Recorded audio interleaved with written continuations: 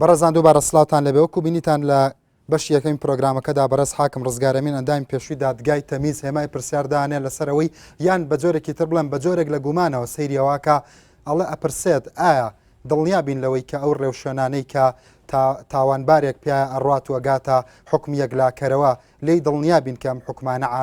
عادیلانێ و ئەو ڕێوشێنانە بە شێوەیەکی یاسایی و پشتبەست و بە منطقێکی قانونی ورد و ئەدلەی پێویست یەکلاکرێتەوە. بەڕاستی هەمای پرسیاری لەسەر ئێستا ڕەنگە کەسانێک بڵێن کەسێک بۆ هەموو ئەزمونەوە کە دادگایی یەکێک لە تاوانبارە هەرە گەورەکانی شەرقی ئەوسەتی کردووە بۆ ئەم هێمای پرسیاری لەلا دروست بووە. بەڵێ وڵا پێشەوە ئەو نقطەیە حەزەکەم لەسەر بۆ چوونی برای خۆشەویستم کاک حاکم خدر کە لەسەر تەرکیز لەسەر مەسلەی ئیرهاب بکات بۆ ئیعدام، یعنی زۆر تەرکیز لەسەر ئیعدام لە مەسائلی ئیرهاب. ئەگەر بچینەوە بۆ قانونی ئیرهابی کوردستان ساڵی 2006 سەیری تعریفەکەی بکەیت تەماشاکەیت باس لەوا کات ئەم تاوانانە بە هۆکاری سیاسی، دینی، عقائیدی، قەومی، فکری ئەمەی خستۆتە ژێرخانەی ئیرهابەوە. بەس منە پرسم ئەگەر تاوانێک بەم هۆکارانە بکرێت ئیعدامکردنی شخصێک و دوو شخص عیلاجە یا عیلاجی ئەو مەسەلە فکری و عقائیدی و دینی و مەزهەبیەیە کە بە شێوەیەکی سیاسیانە یا فکریانە یا عقائیدیانە یا دینیانە بەڵێ بۆیە ئەو کە مەسئلە علاقی بە تەسیس و تەنظیم و ئیدارەوە بێت ئێمە ئەمە لە مەسلەی ئیرهاب لە هەمووی زیاتر قانونیەکان و سیاسیەکان دەبێت ڕابوەستن لەسەر مەسئلەی ئیرهاب بۆ دواتر یعنی وقائی تۆ ئەگەر یەکێکت ئیعدام کرد لە مجموعەیەکی ئیرهابی ئایا ئەوە نابێتە هۆی ئەوەی کە ئەو زیاتر بۆ تۆڵەسەندنەوە دا ئەوەندەی تر سوور بێ لەسەر تاوان نمونەت هەیە مەسەڵەن بۆ نمونە لە عێراقا بە دڵنیاییەوە ئێستا یەکێک لەو حاڵەتانەی لەو ڕۆژانە عرسی دجێل ئەو تاوانە گەورەیە کە کرا ناوی ناوە تاوان بۆ لە ئینتیقامان بۆ ئیعدامکردنی سەدام حوسێن کەواتە بەقەدەر ئەوە زیاتر کوژراوەتەوە کە سەدامی لەسەر ئیعدام کرا بێتاوانی کە جێگەی زۆر نیگەرانیە لەو کەسە بێتاوانانەی کە لە عرسی دجێل لە شەهید کرا. من لە بابی بەرگریکردن نیم لە قاونی ئیرهابی عێراق، قاونی مکافحەی ئیرهابی عێراق، ناهی عێراق و نەهی هەرێمی کوردستان. ئەی جیهان مەسەڵەن ئیتر ئەمە دەقی قورعانە مەسەڵەن بۆ پێدوانە زۆر وڵاتی زۆر سیستمی حکمی ئیستیبدادی هەیە ئیرهابی بوونیان کردووە بە تایتڵێک کێ مەسەن ڕەنگە ئینسانی زۆر معقول و خاوەن پرۆژە بەبێ ئەوەی کە بڕای بە کوشتن هەبێ بەس لەگەڵ ئەوەی لەگەڵ ئایدۆلۆجیای سائیدا نایەتەوە و بیرڕای جیاوازی هەیە وەکو تایتڵێک ئەی بەخشنەوە کرێ بە ئیرهابی ئەی ئەم حاڵەتانە لەبەر چاوەگریتەوە لەم تەحلیلەتە. ئەی باشە ئەمڕۆ ئەو وەزعی ئەمڕۆ لە عێراق و جیهانا دروست بووە ئەگەری ئەوە هەیە بەوەی کە مامۆستا فەرمێ جەنابی کاک ڕزگار ئەمانە لە ڕێ حیواری و گفتوگۆوە بگەنە معالەجە بۆ ئەوەی ئەو ئێرهابە نەمێنێ لە جیهانا. وەڵامت چییە؟ ئەوەش پرسیارێکی مەنطقیە کاک حاکم دڵنیاییەوە تۆ کە مەسەلەکە فکری و عقائیدی و سیاسی و دینی و مەذهبی بێت چۆن ئەوەی دڵنیای بەچی ئەگەن مەسەڵەن کەسێک کە بەپێی منطقی ئیعلامی عالەمی کەسێک کە کێوی بێ کەسێک کە بەس بڕای بە کوشتن و ڕوفاندن و ترۆرکردن هەبێ بڕای بە مێز و دیالۆگ نەبێ چۆن گەشتی تەو قەنەعەتەی کە بەڵێ ئەگەری ڕامکردنی ئەمانە هەیە بیاننی تەسەر مێزی سیاسی و بازنەی گفتوگۆ؟ من دەڵێم ئینسان مجرم نییە بە فیترە، من دەڵێم هەموو جەریمەیەک هۆکارێکی لە پشتەوەیە. چی وای کردووە تۆ وەرە ئەو معالەجەی ئەو فکرە بکە کەوا لەو کەسا کاچێ خۆی تەقێنێت کەواتە سیستمی سیاسی و فەلسەفەی سیاسی هەموو بەڵێ طبعاً ئەبێ دادگایی بکرێت هەموو سەیرتر ئەوەیە ئێمە باس لەواکەین سزای لە سێدارەدان بدەین بە جەریمەی ئیرهاب بەڵام ئەو کاتێکە ئەو خۆی لە ڕێوە حکمی ئەعدامی خۆیدا کاچێ خۆی تەقێنێتەوە کەی باکی بەوەیە کە ئیعدام بکرێ ئیعدام نەکرێ کەواتە تۆ بچی بۆ معالەجە جەزریەکە من ئاوێک کە دێت لەسەر چاوەکەوە دەبێ و ئاوا معالەجە بکرێت نەوەکو بە سەتڵ ئاوی لێ هەڵدژنجم ئەو کاتە لەگەڵ بۆ نمونە ئەگەر خۆی نەتەقانەوە دەستگیر کرا ئاسایش دەستگیری کرد جیهاتی ئەمنی عێراقی دەستگیری کرد مەهماکان لەگەڵ حکمی ئیعدامی ئەو کەسەشانیت نەخێر لەگەڵی نیم ئەگەر لەگەڵی نیم ئیسلاحیکە سەدام حوسێنت بۆ ئیسلاح کرا مەسەڵەن لەگەڵ ئیعدامی سەدام حوسێنی شانیم کە مەسئلە عەقیدە بێت کە مەسئلە لەگەڵ ئەوەی کە عقوبەی ئیعدام نەمێنێت ئیسیسنای کەسی لێ کەواتە ناکەیت. تۆ کە دەستە لە کار کێشایەوە لەو عقوبە گەورەیە کە ناتوانم خۆمی لێ بدزمەوە لەبەری پەیوەندی بە جەریمەی ئیبادی جەماعی و ئەوە هەیە کەواتە ڕاکردن بوو لەوەی کە نەتەویست ئەعدامی بکەیت نا ئەبەدەن ئەوە مەسەلە ڕاکردن نییە لە چسپاندنی پەیوەستبوون بوو بە پرەنسیپە قانونیەکانتەوە. من عەقیدەیەکی قانونی خۆمم هەیە ئەو عەقیدە قانونی خۆم ئەگەر بتوانم جێبەجێ بکەم جێبەجێ دەکەم عەقیدە قانونیەکەت هانی دای کە دەست بکەشیتەوە لە یەکێک لەوانە یەکێک لە هۆکارەکان عەقیدەی قانونیە جگە لە هۆکارەکانی تری. کەواتە سەدامیش ئەعدامت ناکرا گەر بەدەستەوە من کە لەگەڵ ئەوەم کەسی ئەعدام نەکرێ بەڵێ لەگەڵ ئەوەش نەبووم کە سەدام حوسێنیش ئیسیسنا نەکرێ لەو بۆچوونە چونکە قاعیدەیەک یا فکرێک یا فەلسفەیەک یا بۆچوونێک کە تۆ هێنات و ئیمانت پێی بوو نابێ ئینتیقائی بێت ئەحمەد و مەحموودی تیا بکەی. کەواتە تۆ پێت وایە هەموو تاوانبارێک بەرهەمی بیئەیەکی ئیجتیماعی و سیاسی و اقتصادیە بە دڵنیاییەوە جگەل لەوە بەشێکی علاقەی بە سەحەوە هەیە ناحی سەحیەتی ئێمە بێ بزانین کاریگەری لایانی نەفسی کاریگەری بیئە کاریگەری جینات کاریگەری وراثە هەمووی ئەمانە کۆ بێتەوە جگەل لەو زەختانەی کە دروست دەبێت لە زەختی حیات ئەمانن کەواتە بە کورتی وەڵامی پرسیارەکەم بەرەوە کە ببینەرانم وت بۆچی مەسەلەن بە گومانەوە سەیری ئەو ڕێوشێناناکەی کە تاوانبارێکی پیاڕوە هیچ تەجروبەیەکە هەیە مەسەلەن کەسێکی بە ئەزمونیت کە بۆ نمونە کەسێک تاوانی کەسێک بڕیاری لە سێدارەدانی دەرچوو بێ و ئیفراز بوو بێت. بەڵێ ئێمە کە قسە لەسەر سزای لە سێدارەدانەکەی لە دادگاییکردنی کەسێکە کە متتەهم بێ بە تاوانێک کە عقوبەکەی لە سێدارەدان بێت دەبێت زۆر شت لێک بدرێتەوە لە دادگا سەرەتا لە لێکۆڵینەوە لەگەڵیا ئایا ئەمە حەقی دیفاعی دراوەتە یان نەیدراوەتێ محامی بۆی گیراوە یا بۆی نەگیراوە. یەکێک لەو مەسەلە گرنگانەی کەوا لە لێرە بە تایبەتی ئیشکال لە چی هەیە ئێمە لای ئێمە مشکلەیەکی گەورە هەیە لە سیستمی قەزایی هەر مەسەلەیەک کە بۆنی سیاسەتی لێهات ئیتر هەموو حقوقەکانی زۆر فەرقەکە لەگەڵ محاکمەیەکی عادی هەموو محاکمات تەسلیمە بن مەسەلەن محاکمێرە لە ئەمە یەکێکە لەو مەسەلە گرنگانەی کە دەبێت چارەسەر بکرێت دەبێت ئەوەڵەن محکمەی تایبەت و ئیسیسنایی نەمێنێت دوو ئەو مافەی دەدرێت بە هەر تۆمەتبارێک بە مساوی دەبێت تەوزیع ئەکرێتەوە. ئێستا ئێمە قانونی پەرلەمانمان هەیە قانونی ژمارە 22 دەبێت لە قۆناغی لێکۆڵینەوە محامی بۆ تۆمەتبار بگیرێت باشە یان ئەگەر خۆی ویستی خۆی هەی بوو محامی دەبێت لی نەپرسی قسەی لەگەڵ نەکەیستی جوابی نەکەی هەتاوەکو محامیەکەی دێ یان ئەگەر نەیبوو محامی خۆی ویستی محامی بۆ دەبێت تحقیقی لەگەڵ نەکەی هەتاوەکو ئینتیدابی محامێکی بۆکەی لەکوێ ئەمە متابعاکرێ و لەکوێ ئەمە جێبەجێکرێت نە دادگاکان پەیڕەویەکەن نە نەقابی محامین ئەو تەنسیق و تەعاونیان هەیە لەگەڵ دادگاکانە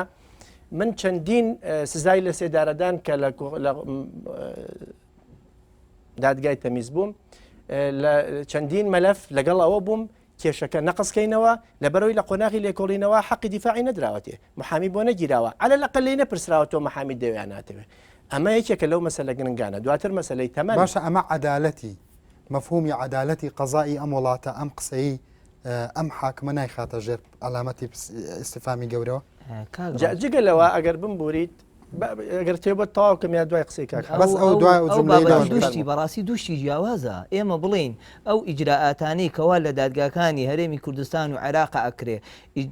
ئیجراءاتەکان ئەوەی هەر لە سەرەتای لێکۆڵینەوە هەتا دەرچوونی بڕیار ئیجراءاتەکان بەو شێوەن کە لە یاسایە هاتو ئێمە زۆر جار یاساکانیشمان کەم و کوڕیانتیایە لە ئاسی ئەو پرەنسیپە نێودەوڵەتیانە نین کەوا لە زوربەی دەوڵەتانی دنیاە هەیە ئەمە مانای ئەوە نییە ئێمە کار نەکەین بۆ ئەوەی پرەنسیپەکانی لێکۆڵینەوە و دادگاییکردین بکەین بەو شێوەی کەوا لەسەر مستەوای نێودەوڵەتی معتەبەر بێەوە بەو شێوەی کە لە دنیاە هەیە بەڵام لەگەڵ ئەوە شام کەوا سزای لە سێدارەدان بۆ هەندێک تاوانی گەورە بمێنێتەوە بۆ ئەوەی بێتە ڕادع بێتە یعنی هەندێک تۆمەتبار هەیە بەڕاستی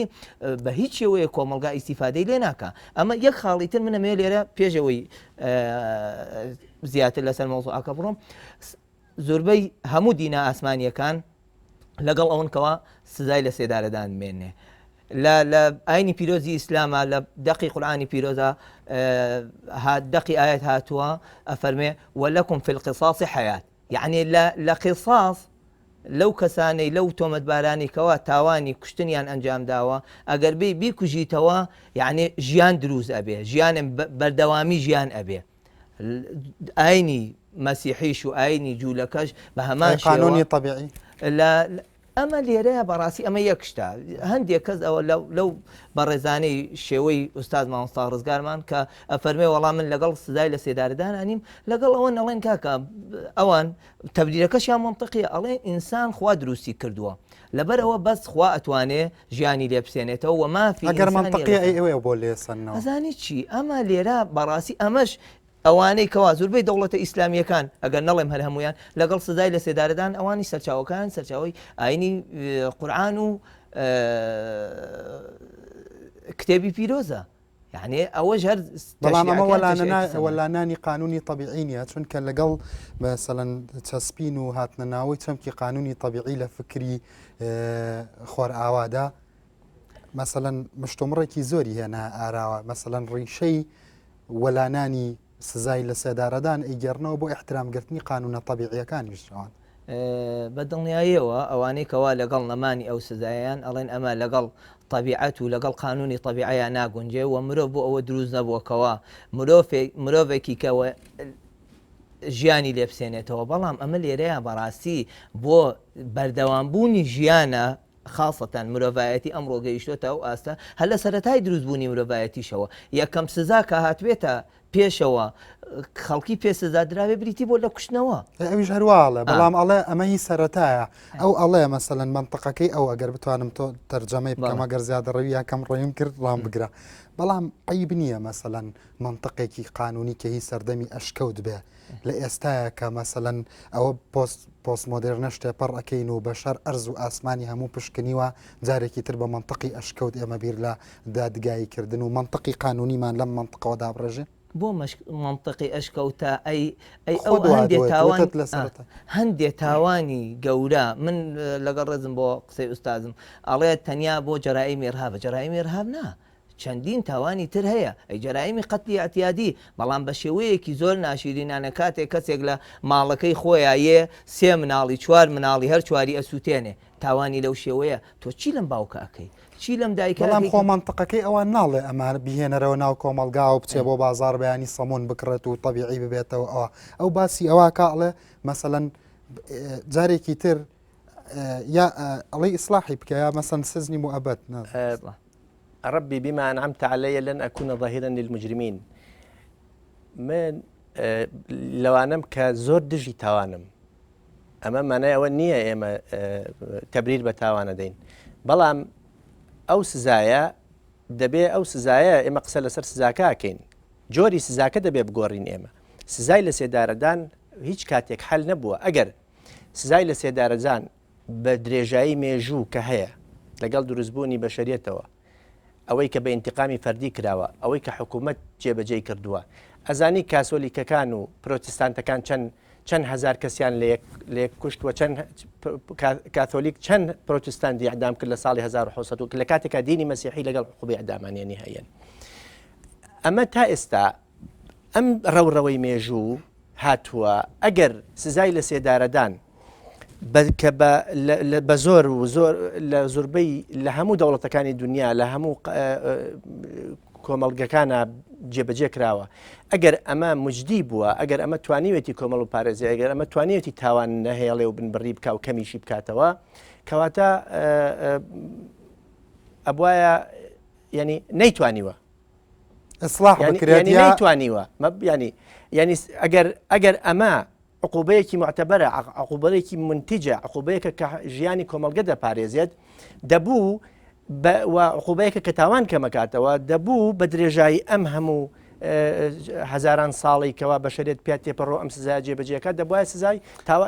دەبات تاوان نامێنێت ئێستا فەرقەکەتان زۆرە تۆ ئەڵی تاوان کەمەکە تاوان نەکەمی ناکاتەوە زیایشەکە ئەوی شەڵە کەمی ئەکات بەڵام من مەسەلەن بۆ ئەوی کە تێگەیشتنێک بێن جێبەجێ نەکردنی بۆتە هۆیەوەی کەوا تاوان لە هەڵقشان نابێ بەپێی پێویستەوەش منطقی نییە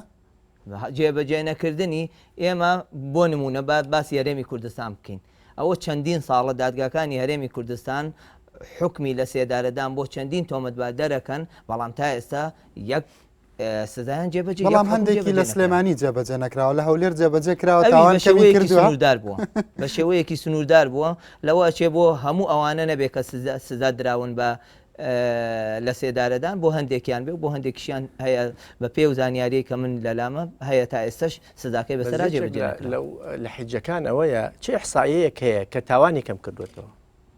کام ئەحسایە هەیە لەو دەوڵەتانەی کەوا سزای لە سێدارەدانی تێدا نیە ئەحسایات هەیە کە تاوان کەم بوت کەمترە لەو دەوڵەتانەی کە سزای لە سێدارانی تێدا بەپێی ئامارەکانی ڕێکخراوی لە بردننی نێودەوڵەتی کە بۆ ئەم پرۆگرامە ئامادەم کرد و خوێنمەوە لە هەندێک لە وڵاتانەدا بە نمونە کەنەدا بە نسبە و تەناسب هاتووە مقارنەی کردووە لەگەڵ ژماری دانیشتوانی ئەمریکایە و هاتووە ویلایەتی میشیگان مثلەن کە ئەمەیە کەمین ویلایەتە لە ئەمریکا کە بڕیاری لە سزای لە سەدارەدانی هەڵگرتووە تاوان زیادی نەکردووە جگە لەوەی لە کەنەدا لە دوای ئەوەی کە لە خلالی 5 ساڵا لە 100 بۆ لە 100 تاوان هاتۆتە خوارەوە لە وڵاتانی کە سزای لە سێدارەدانیان لابردووە ئەمە قسەی من نییە ئەمە قسەی ڕێکخراوی لە بردننی نێودەوڵەتیە ڕەنچەزانی چی خۆی تۆ هەموو هەر کۆمەلگایەک هەر وڵاتێک ظروف و بارودۆخی تایبەتی خۆی هەیە یعنی بەڕاستی من ئەوەی لەوانەیە لە وڵاتێکی وەکو سویسرا ئەمڕۆ ئەگەر سزای لە سێدارەدانی ژلابری منطقی بێ کە لەوێ ئێستا هەڵگیراوە و یاخود لە وڵاتێکی وەکو بەریتانیا و یا وەکو فەڕەنسا بەڵام لە وڵاتێکی وەکو عێراقا مەئسات دروزەکە بۆ بە شەڕەکانی نامەعقولن بەڵێ بە شەڕەکانی نەخێر تا ئێستا ئەو بیئەی کە بیئەی ئەمڕۆ ئەو بیئەی کەوا لە عێراقا هەیە لە هەرێمی کوردستانە هەیە زۆر لەبارە بۆ کەواتە ئێمە بیئە محاکەمە بکەین وەکو لە بیئەی سیاسی بیئەی ئیجتیماعی مەسەڵەن ئێمە بین پێشان ئەمە چاکەین تەیئەی ظروفێک بکەین کە بەشەر وەکو بەشەر بژی مەسەڵەن سیستمێکی سیاسی بێتە ئارا کە نوعی لە عەدالەتی ئیجتیماعی پیادە بکە مەسەڵەن کاتێکە حیزبێک گروپێک خۆی بەرجەستاکە بیرروڕای جیاوازی هەیە لە فەلسفەی دەوڵەتەکە یا حکوومەتەکە لە ئەحزابی حاکم ئەگەر ئەمانە فڕێ نینە دەرەوە ئەگەر ڕێگە بین بە گروپە سیاسیەکان و بە گروپە کۆمەڵایەتەکان و بە ڕێکخراوەکانی مجتەمەعی مەدەنی وەکو بەشەر وەکو سەروەر تعبیر لە بوونی خۆیان بکەن کەواتە ئەمە ڕێگای بنەبڕکردنی تاوانە ئەبێ بە شێوەیەکی هاوتەری بڕۆی کاکڕن لەگەڵ هەر لەگەڵەوەی عدامەکە ژەرە هەر ئیعدامەکەژە بێ لەگەڵ ئەوە شالەوانەیە لە چەند قۆناغێکی پێشکەوتوی کۆمەلگایە بگەیتە ئەو ئاسەی کەوا زۆر سنوورداری بکەیت بەش هەندێک تاوانی زۆر کەم لەوانەیە مادەیەک دوو مادە لە یاسە سزاکانە بمێنێتەوە کەوا سزاکەی لە سێدارەدان من گومانم هەیە لەوەی ڕۆژێ کۆمەلگای بەشەری بگاتە ئەو ئاسەی کەوا ئیتر پێویستی بە سزای لە سێدارەدان نەمێنێ باشە ئێستا بۆ نمونە تۆ پێ دوایە ئەگەر ئێمە ئیسفتای بکەین لە ناو عێراقا وە لە هەرێمی کوردستان نایەن پێ دوایە زۆرینەی خەڵکی کوردستان لەگەڵ ئەویان سزای لە سێدارەدان بمێنێت یان نەمێنێ بۆیە ئەڵەم پێ دوایە چون کە بەڕاستی زۆر جار کەسە زۆر دیارەکان و پۆست کاربەدەستەکانیش ئەهێنمە مێزی بەرنامەکانمەوە کە خۆیان لە وەزارەتی تەختیت و خوێندنی باڵان ئەوانیش ئەحسایان لانیە لەبەرەوە ئەڵێن بە تەسەوری تۆ من بۆچوونی من وایە لەم سەر ئاستی عێراق بە شێوەیەکی گشتی زۆربەی زۆری خەڵک لەگەڵ ئەوەی ئەو سزایە بمێنێ کەواتە تۆ هەز ناکەی ئەگەر ئەم منطقە ڕاست بێ بۆ چوونەکەت یا منطقە قانونیەکەت هێشتا لە کوردستانە منطقێکی قانونی غەریبە و دوور نییە ئێستا بڵێن لە بازار پێت بڵێن ئەوە پیاوەیە کە هاوسۆزی تاوان بارانە ناوان نییە ئێمە مەشروعێکمان تەقدیم کرد لە پەرلەمان بۆ مەشروعێکم تەقدیم کرد بۆ ڕاگررتنی سزای لە سێدارەدان مەشروعەکەم نووسی باشە ئێستا ناوی ئەوانەی کەوا کە لەو برادرە پەرلەمانتارانەی تر نزیکی 30 کەسم ئەوە لەسەر ئەم وەرەقەیە هەیە ئەمە هەر لە ناو هەر ئەوەن دەشم یعنی اکتیفام کرد بە ئەوەندە کەواتە بە هەر کەسێکە دوت نەیوت نە دوو کەس وتینە وتی با هەبێ وتی با هەبێ کەواتە تۆ پێ دوایە بە پێچوانەوە ئێستا خەڵکی کوردستان هاوسۆزی منطقی قانونی تۆە من نازانم من ئەگەر خەڵکی کوردستان یەک کەسیشم لەگەڵ نەبێت من هەر لەگەڵ بۆچوونەی خۆمم بەڵام ئێستا بۆ نمونە ئەمریکا معایری دەولی ئەبێ ئێمە بخوێنین باشە ئیعلانی عالەمی حقوقی ئینسان ئەمڕۆ معاهدی دەولی ئەمانە بچووکە ئەمە منافیە لەگەڵ دەستور منافیە لەگەڵ ئیعلانی عالەمی حقوقی ئینسان چونکە ئینسان دەبێ حقی پارێزراو بێت لە حیات یەکێکە لەو مافانەی کەوا سابتە ئەم لێسەندنەوەی ینی حتا دەڵێن بەزێ لە مفکرەکان دەڵێن معقول نییە تۆ قانونت داناوە بۆ تەحریمکردنی کوشتن بەڵام تۆ بە قانون شەکوژیت ئەمەشی یعنی منطقیە تۆ ئەم قانونەکە دایدەنیت بۆ ئەوەیە کەوا بۆ تحریمکردنی کوشتنە قانونکە دادەنرێت بۆ ئەوی تاوان نەکرێت بەڵام تۆ بە هەمان منطق بە قانون بڕیارەدەی بە کوشتنی ئەمە یعنی مساوی بۆەوە یعنی تۆ شتێکن نەکرد بەس تۆ سزای بدە ئێمە لەگەڵ ئەوە نین سزا هەڵگرێت زۆر باش ئێمە لەگەڵ عیلاجین لەگەڵ وقایین لەگەڵ عدالەتین زۆر باشە با دەرفەتێکی کەمی بێت سزایەکە بکوشتن نەبێ بەڵکو سزای ترمان زۆرە بۆ ئەوەی کە بتوانین ئەگەر مەسئلەکە لە ئینتیقامی دەرکەینەوە دەبێ ئێمە ئەو مەسئلەیە فعلا زۆر سەختە تۆ بە باو کوژراوێک بە کوڕکوژراوێک بڵێ من سژنی ئەەکەم و ئەدامی ناکەم ئەو لە عاتیفەی خۆیان ئەوەی پێخۆشە ئەوە ڕەنگە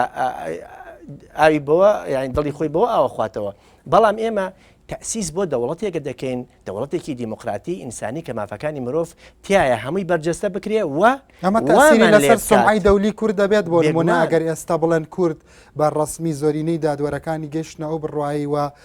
فشارێکیان دروست کرد لەسەر پەرلەمان و مەسەلەن لەسەر حکوومەت کە ئیتر عقوبەی عەدام لابرا پێ دوایە هاوسۆزی بۆ دۆزی کورد زیادەکە بێگومان من نمونەیەکی بۆ بێنمەوە لە لندن لە دەورەیەکمان هەبوو لە ساڵی 2005 یەکێک لە مامۆستاکان کەسێکی سویدی بوو قازی بوو و لە جنێف لەوێ مندوبی سوید بوو کە هاتووتی من ئینتقاداتێکی زۆرم بۆ هاتووە و توێتی تۆ چۆن بەشداریەکەی لە دەورەیەکە بۆ مجموعەیە حاکم کە لە محکمەیەکە کارەکان ئەو محکمەیە سزای لە سێدارەدانی تێدایە واتە تۆ ئەگەر ئێستا سەیری ئەوروپاکەی قاتیبەتەن ئەوروپا سزای لە سێدارەدانی جێڵاوە یەکێک لەو ئەسبابانەشی کە تۆ دەوڵەتێک بێ بچێتە اتحادی ئەوروپیەوە یەکێک لەو مەرجانەی کە بۆی داهێنن کاریگەرێکی زۆری هەیە بەڵام ڕەنگە لەگەڵ ئێستا پێچەوانەکانی بیرڕاکات ڕەنگە بڵێن ئەمە دادگانیە ئەمە کۆمیدیایە مەسەڵەن ئەگەر یعدامی تیانە بێ ئەو هەموو بە شەریەت بکوژێت تۆ یعدامی نەکەی لە دەموچای حاکمە ئەمە ئێمە ئێستا گەر بچینەوە بۆ ئەم محکەمە جینایە دەولیەکان ئەمە ئەوە لەسەر ئەو کەسانەیە کە ئیباداتی تێدا هەیە دوایی لە کوردی فەقیر چی ئەدامەکرێت ئەوانەی کە ئەدامەکرێت لە کۆمەڵگەکانی تریشە بەڕاستی زیاتر ئەوانن کە هەژارن کە لایەنە زەعیفەکەن کە کەمتر کەسێکی بە دەوڵەمەند کەسێکی بەتوانە کە ئەتوانێ دیفاع لە خۆی بکە محامی زۆر بگرێ خەبیری باش بگرێ کێشەکانی بەنەوەیەک دوو جار ئاماژەیەکی وامەیتێ کەواتە هێشتا لە وڵاتانەدا یاسا تۆڕی جاڵجاڵۆکەکەیە کە بەس بچووکەکان نەگرێ نیسبیە بەڵام ئەی قسەکانی سەرەتاتە تەواو نەکردوتت گومانم هەیە لەو فلتەرانە هەر وەڵامی پێویستم دەست بەڵێ گومانم هەیە نمونەت هەیە بۆ نمونە زۆر نمونەمان هەیە ینی ئێمە لە دادگا هەبوو کە هاتوۆتە دادگای تەمیز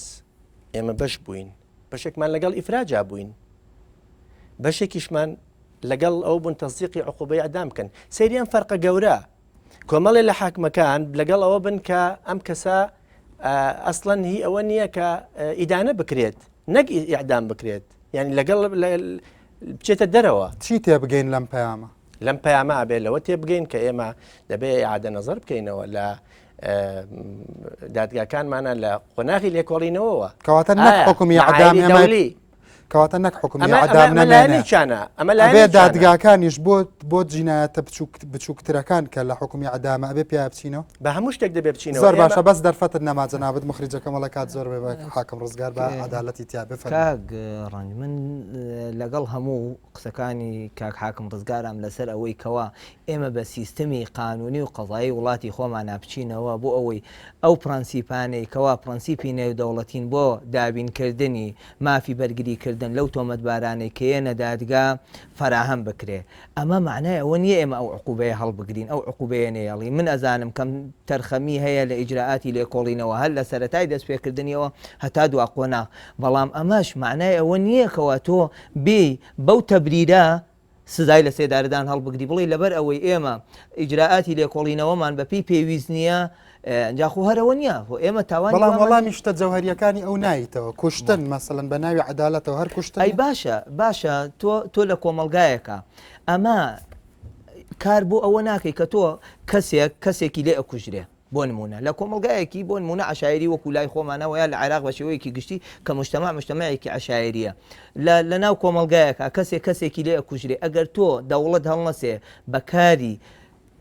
با بڵین تۆڵەسەندنەوە و یاخود بەکارێکی ئەوەی کەوا ئەو سزای ئەو تۆمەتبارە بە هاوشێوەی ئەو تاوانەی کە کردوویەتی یارمەتی دەر نییە بۆ ئەوەی مجتەمع ڕۆفەوزا بڕەوە هەز ناکەی قانون لە مەسەلەن لە مێنتاڵیتیت و سایکۆلۆجیەتی تاکەکانی ژڕەقترە پێم وابێت لە ئاینی ئیسلامە مەسەلەن ئەگەر ئەو کەسەی کە کەسێکی کوژراوە لێ خۆشببوونی هەبێ باوکێک کوڕەکەی کوژراوە مەسەلەن ئەتوانێت لی خۆش بێ بەڵام لە قانونی عێراقیە حەقی عامی لەسرە ئەوە طبعا ئەوە ئەکرێت تۆ لە مجتەمەعێکی وەکو مجتەمەعی کۆمەلگایەکی وەکو هی ئێمە ئەکرێت لەو جەریمانەیەکەوە تاوانی کوشتنی ئاساییە ئەگەر هاتو تەنازولی تیاابێ عقوبەکە لە عقوبەی ئەعدامەوە سزاکە دای بەڵێنی بۆ سجنی مؤبد و یاخود مؤقت دو پرسیارم دواتر جوابم بەرەوە بەڵام بەڕستان باسی ئەوتان کرد کە لەگەڵ چەند جۆرێک لە جینایەتام حکمی عدامی لەسەر بێ بەڵام ئەی لەسەر ئەو جۆرانی ترکە پێتان وایە مخەففتر و باسیسترە و ساکارترە و لە قانونی جینایەتی لە قانونی عقوباتی عێراقیە حکمی عدامی لەسرە ئەمە زۆر دادوەری تر هەیە لایەنگری ئەم بۆ چۆنەی تۆ بێت من بەدڵنیایەوە ئەڵێم خەڵکانی باشە بۆ حاکمەکان ئەوەندە بێدەنگن کەم هەموو هێمای پرسیارەتان هەیە بەڵام پاش ئەم ناوبڕە وەڵام بەرەوە دەرفەتە دێم بەڕێزان پاش ئەم ناوبڕە بەڕێزان وەڵام دەدەنەوە میوانانی بەڕێزی ئامادەبوونیش ئامادەبوانیش پرسیارەکانیان ئاراستەی بەڕێزانەکەن چاڕۆ